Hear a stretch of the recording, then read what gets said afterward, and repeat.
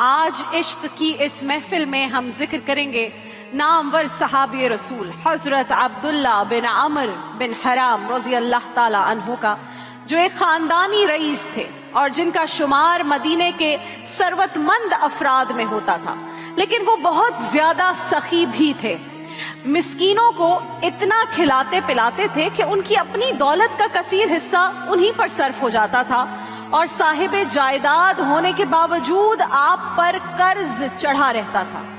جب اسلام کی روشن کرنیں مکہ مکرمہ سے مدینہ منورہ پہنچی تو آپ نے بلا تاخیر اپنے نوجوان فرزند حضرت جابر رضی اللہ تعالیٰ عنہ کے ساتھ اسلام قبول فرمایا الحمدللہ، اور جب رسول اللہ صلی اللہ علیہ وآلہ وسلم ہجرت فرما کر مدینہ تشریف لے آئے تو گویا آپ کے نصیب ہی جاگ گئے تھے۔ اب آپ اپنا زیادہ تر وقت بارگاہ نبوی میں گزارا کرتے تھے، یہاں تک کہ سن 2 ہجری کا وہ ماہ رمضان آ گیا جس میں اسلام اور کفر کے مابین تاریخ کا فیصلہ کن مارکہ یعنی غزوہ بدر پیش آیا تھا۔ حضرت عبداللہ بن عمر بن حرام بھی ان 313 خوش نصیبوں میں شامل تھے جن کی قسمت پر فرشتے بھی الحمدللہ رشک کرتے ہیں۔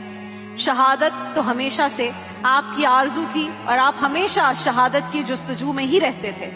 غزوہ بدر میں آپ نے شجاعت کے بھرپور جوہر دکھائے، مگر شہادت کی منزل ابھی آپ سے ذرا دور تھی اور احد میں آپ کی راہ دیکھ رہی تھی۔ غزوہ احد سے چند روز پہلے رات کو آپ نے خواب میں غزوہ بدر کے شہید ہونے والے اپنے بہت قریبی دوست حضرت مبشر بن عبد المنذر رضی اللہ تعالیٰ عنہ کو دیکھا، جو انہیں اپنی جانب بلا رہے تھے۔ آپ فوراً بیدار ہو گئے اور آپ کو پورا یقین ہو گیا کہ شہادت کی منزل قریب آ گئی ہے۔ آپ کو شہادت سے قبل 2 فکرات دامنگیر تھی۔ ایک تو یہ کہ آپ کی 9 بیٹیاں تھیں، جن میں سے 6 بیٹیاں تو ابھی بہت کم سن تھیں، اور بیٹا آپ کا صرف ایک تھا یعنی حضرت جابر رضی اللہ تعالیٰ عنہ۔ اگر وہ بھی لڑائی میں شریک ہو جاتے، غزوے میں شریک ہو جاتے، تو گھر میں پھر آپ کو یہ فکر تھی کہ صرف بیٹیاں رہ جاتی، اس لیے انہوں نے اپنے فرزند حضرت جابر کو اپنی بہنوں کی کفالت کے لیے مدینے میں ہی رکنے کی ہدایت کی۔ دوسری فکر حضرت عبداللہ بن عمر بن حرام کو یہ تھی کہ آپ کی بے پناہ سخاوت کی وجہ سے آپ پر بہت سا قرض چڑھا ہوا تھا، لہٰذا غزوہ احد سے 1 رات پہلے انہوں نے اپنے نوجوان فرزند حضرت جابر رضی اللہ تعالیٰ عنہ کو بلا کر فرمایا کہ بیٹا، میرا دل کہہ رہا ہے کہ اس غزوے میں، اس لڑائی میں مجھے شہادت نصیب ہوگی، اور انشاءاللہ نبی اکرم کے صحابہ میں سب سے پہلا شہید میں ہوں گا۔ غور سے سنو، میں تمہیں وصیت کرتا ہوں کہ تم گھر پر رہ کر اپنی بہنوں کی اچھی طرح کفالت کرنا، اور مجھ پر جو قرض ہو وہ ضرور ادا کر دینا۔ حضرت جابر نے اپنے والد کو پھر اسی وقت یقین دلایا کہ بابا جان، آپ بے فکر رہیں، آپ کا بیٹا آپ کا قرض بھی چکائے گا اور بہنوں کی کفالت کا حق بھی پوری طرح ادا کرے گا۔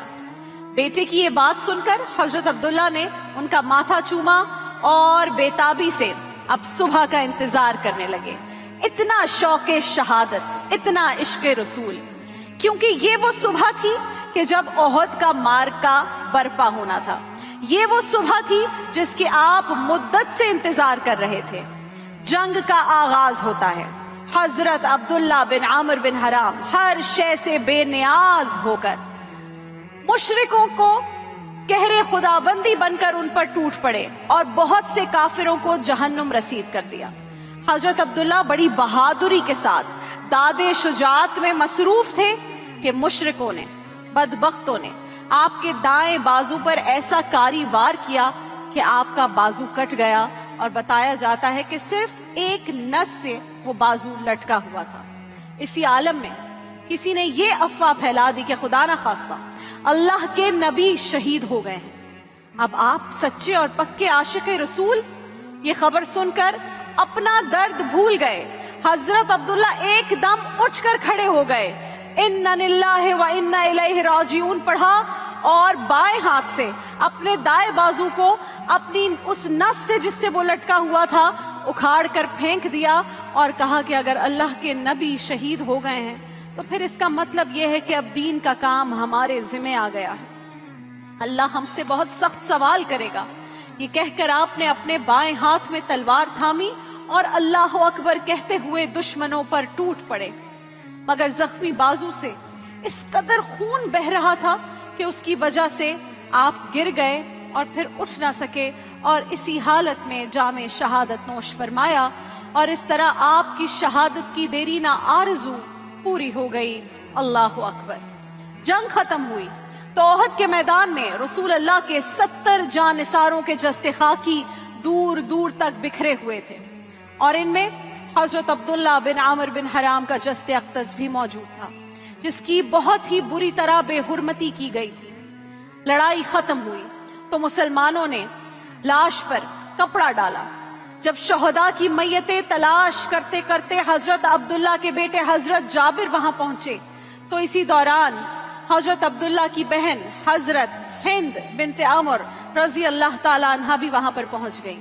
بھائی کے چہرے سے کپڑا ہٹایا تو ان کی بریدہ لاش دیکھ کر غم سے نڈھال ہو گئی، زار و قطار رونے لگی۔ اتنے میں رسول اللہ آقا دو جہاں محمد مصطفیٰ صلی اللہ علیہ وآلہ وسلم تشریف لے آئے، اور حضرت عبداللہ کی بہن کو یوں روتا دیکھا تو فرمایا، بہن تم اپنے بھائی کو رو رہی ہو، اور میں دیکھ رہا ہوں کہ فرشتوں نے اپنے پروں سے عبداللہ پر سایہ کیا ہوا ہے۔ اللہ اکبر، اللہ اکبر۔ دیکھیے محفل رمضان لائیو ٹرانسمیشن روزانہ دوپہر 2 بجے سے صرف گرین انٹرٹینمنٹ پر۔